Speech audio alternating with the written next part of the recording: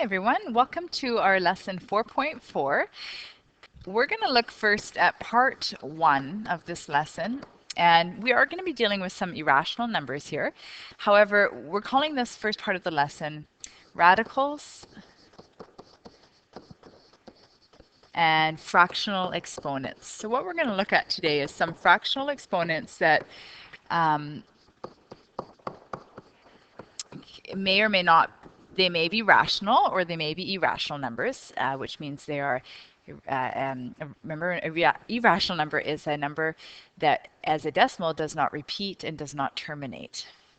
And regardless of whether they are rational or irrational numbers, we're going to be looking at what does it mean to have a fractional exponent. And in fact, what it means is that that number can be expressed as a radical. And we're going to look at what that is today and how to go back and forth between those. So we're going to start off with part 1 of our notes. And let's go ahead and get started. So again, coming back to what is an irrational number, up to now we've only dealt with rational exponents, and those are either integers, so -1, 2, 0, or we have dealt with some decimals now and fractions, but again, all the ones we've looked at so far have been rational. Okay, a number that is not rational can be expressed as a fraction, a over b, where a and b are integers. Okay, sorry, it cannot be expressed as a fraction a over b where a and b are integers. So for example, 1/2 will reduce to 0.5 when I express it as a decimal, and that is not an irrational number because it does have a decimal that ends. It ends at 0.5. So decimals that do not terminate or do not repeat, for example, it could be something like this: the cube root of 5 over 1. Okay, if I try to, I see that cube root of 5 here is not an integer, although 1 is, but when I try to express that, I get in my calculator 2.236, and that number just keeps going. It doesn't repeat and it doesn't terminate. Okay, square root of 2 is another one that is similar to that, or pi, and many rational numbers can then be expressed as radicals instead. So we're going to go ahead and have a look at what that looks like. In this example, sorry folks, should be down here. Let's define what a radical is first. You've actually seen them before. This is not something new, it's just the word radical is a new word for us now. So in our notes here, in the bottom of the first page, it says, a radical consists of a root symbol that looks like this. That's a root symbol. And it has an index. The index is this little number that we see in the pocket of the root symbol. So right here, okay, this is called the index. And the number that is inside the root symbol, or the thing that's inside, so it could be the number 25, it could be a variable like x. Okay, whatever it is, that is called the radicand. Very often it is a number. Okay, but certainly it could be a variable as well. This is called the radicand. So when I'm talking about the radicand, I'm referring to the thing that is inside the root symbol. And the index is telling you what root to take. So for example, let's do some examples down below here. Okay, so we could do, let's say, the 4th root of the number 80. Okay, so this means I'm going to take the 4th root.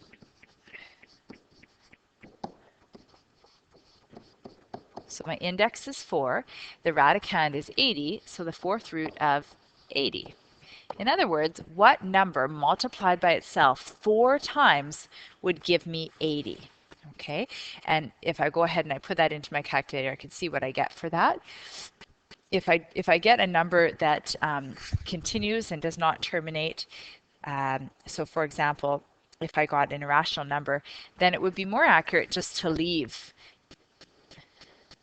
that number as a radical, okay, because then it's I'm not rounding it up at all. All right, let's do some other examples here. The 3rd root, or the cube root, of the number 54, that's a radical. It means to take the third root of the number 54. In other words, ask yourselves what number multiplied by itself 3 times will give me 54. How about this here? I want to talk about square roots for a moment because square roots are special. Square roots have an invisible index of 2. So there is a little invisible 2 that's written in that pocket, okay, or in that index. And so on your calculator, if you're taking the square root of 40, you're simply putting in the square root button and then the number 40. However, we should note,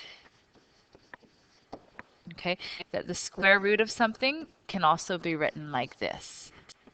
It's the second root. Okay, it means square root.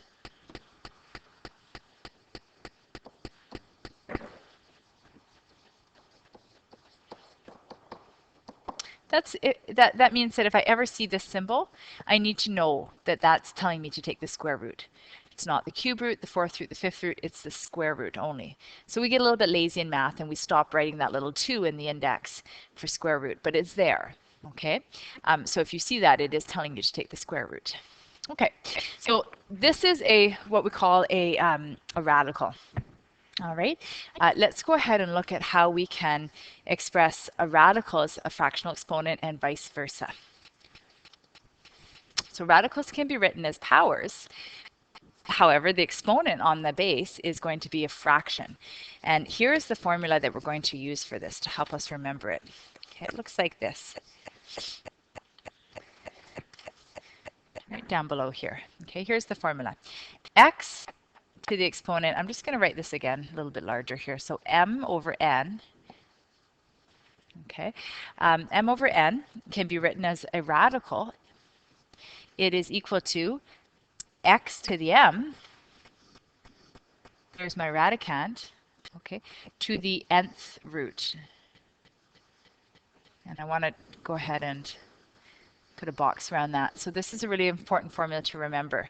In other words, this x to the m right here stays together. So it's x raised to the exponent m.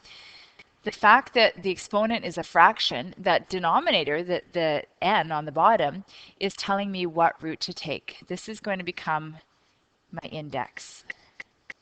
So when you see a fractional exponent, it actually means that that number or variable x needs to be represented as a radical. So it's a fractional exponent is the same as a radical. And so we can write it like this. That n right here becomes the index. Okay, and the rest of it stays as my radicand. So let's do some examples of that. Let's go ahead and do 3 to the exponent 1/2. You've seen this before. You know, we've just recently done some questions where we had an exponent like this, exponent 1/2. Well, exponent 1/2 actually means that you are going to take the square root of 3 to the exponent 1. So this number 2 here becomes my root, or in other words, it becomes the index. So this means to take the second root or the square root of 3 to the 1, which is just simply the square root of 3. All right, let's do another one. How about x to the 1/3? Okay, well, x to the 1/3 is a power with a fractional exponent. I can also write that as a radical, and it looks like this. Okay, the 3 becomes my new index. So that tells me to take the cube root of whatever's left over, x to the exponent 1. So that's the cube root of x. I can drop the 1 because x to the exponent 1 is just x. Okay, let's do another one over here. Let's do 5 to the exponent.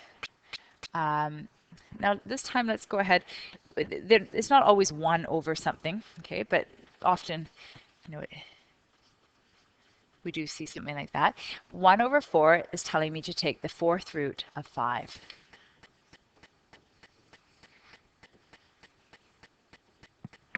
And so I have the fourth root of 5 to the exponent 1, which is just the fourth root of 5. The denominator in your fractional exponent, the number on the bottom, gives you the index. Okay, when you write it as a radical, it tells you which root to take. So let's do some more examples here where we don't always have a 1 on the top. Okay, so something like this, for example, 2 to the exponent 3 over 4. Okay, let's do that one together. Well, right away I look at the number on the bottom and that tells me the index. That tells me to take the fourth root. So I'm going to express this as a radical with a root symbol. And the number that goes inside there is going to be 2 to the exponent 3. And I could simplify that. Okay, 2 to the exponent 3 is the same as 8. 2 cubed is 8, and so this is the fourth root of 8, just like that. If I went ahead and put in my calculator, I might find that that's irrational. I get a long decimal and I may not see it repeating. So it's better to leave it then as a radical.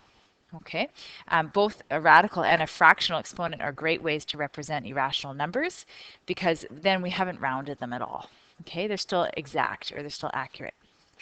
Let's do another example. Let's do 6 to the exponent 3 over 5. All right, again, I look at the number in the bottom of my fraction, 5, and that tells me to take the fifth root. That's going to be the index when I write my root symbol. So it's the fifth root of 6, and I still need to have that cubed in there, okay, because it's still being raised to exponent 3. And I could go ahead and simplify that now. So that's the fifth root of 6 times 6 times 6, which is 216. All right. Again, let's do one more here. Let's do this one here. Let's do 3 to the 1/3.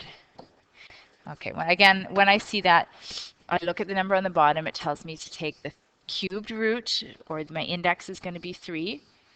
And what I have left inside, my radicand, is 3, the base, to the exponent 1. So this is just the cube root of 3. Great. We can also work backwards the other way. If I start with the radical, it's very easy to write a power with a fractional exponent. So let's go ahead and try some radicals and express them as a power. So here's one. Okay, we've got 2 to the exponent, second root of 10, pardon me. Okay, working backwards, if we come back to our rule for a moment, here's our formula, the rule that we're using, and it goes both ways. So x to the m over n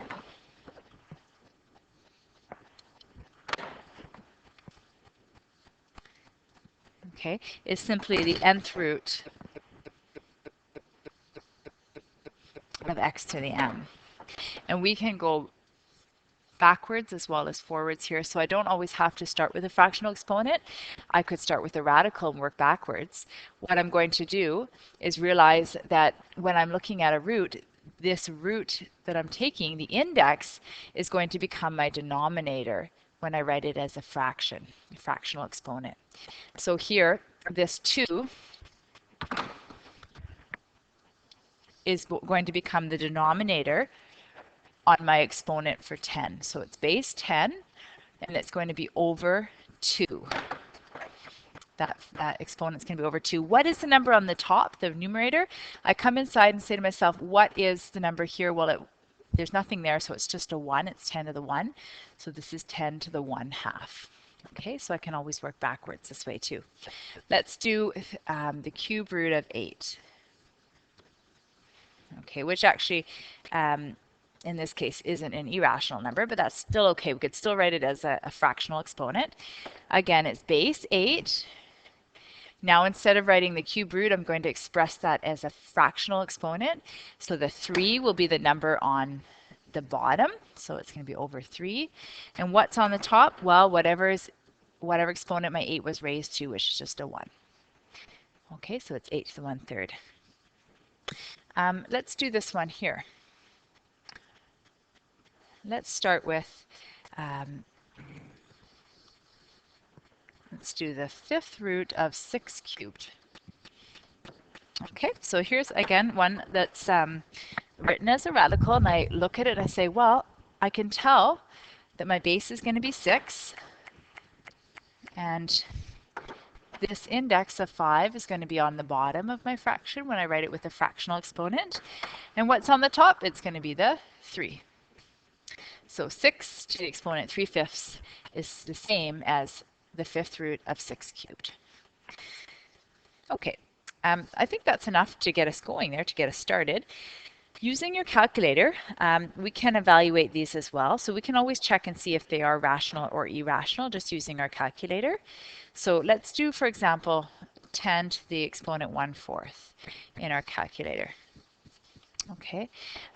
In my calculator, I want to tell my calculator that I'm raising 10 to this whole exponent. So there's two choices. I could express that right now as a decimal. 1 divided by 4 is 0.25. And I could tell my calculator to raise the number 10 to the exponent 0.25. But you can also tell your calculator to raise it to a fractional exponent. So I would say to my calculator 10, okay, exponent button. And for some of you, the button is y to the x. Some of you, it's just this little hat. And then in your calculator, if you put brackets around 1 divided by 4, or 1 over 4, it tells your calculator that you need to raise the number 10 to the exponent 1 over 4. Okay, that way your calculator doesn't think that you want to simply raise it to the exponent 1 and divide your whole answer by 4, because you don't want to do that. That's a different value. So by putting brackets around your fractional exponent, it will tell your calculator to keep those numbers together as a fraction. Okay, and if you did that, you would get as your answer here, 10 to the exponent 1/4 is 1.7782, and that number continues on and on. So it might be better for us to just leave it as a radical or as a fractional exponent, okay, rather than trying to round it, because then the number is no longer exact. I want to show you that if you take the 4th root of 10 to the exponent 1, okay, and these are equivalent. I could also write this as a radical, and if I put that into my calculator, I would get the exact same value. So if we want to double check in our calculator, if I tell my calculator to put in the 4th root, so usually I put in the number 4 first, and then I use this little button on my calculator, okay, which is the root button. So if I put the 4 in first, it tells me to put in a 4 for the x, in other words, 4th root of whatever my radicand is. So the 10 in this case is the number inside. Okay. And even if it was something, if the exponent in here was greater than 1, again, I could simply just put brackets around that and raise it to that exponent. Okay, so I could take, in my calculator, I could say the 4th root and then bracket, because I want to have all of this inside the root symbol, 10 exponent 1, okay, equals, and I'll get the exact same number, 7782, okay, and it goes on and on. And so these are equivalent numbers. Okay. I'd like you to go ahead and try on your worksheet now, parts 1 and part 2. So 4.4 worksheet, parts 1 and part 2. Excuse me, sorry. And check your answers to make sure that you're doing it correctly. And you're just practicing going back and forth between radicals and fractional exponents. So good luck, everyone. Thanks for joining me. Bye for now.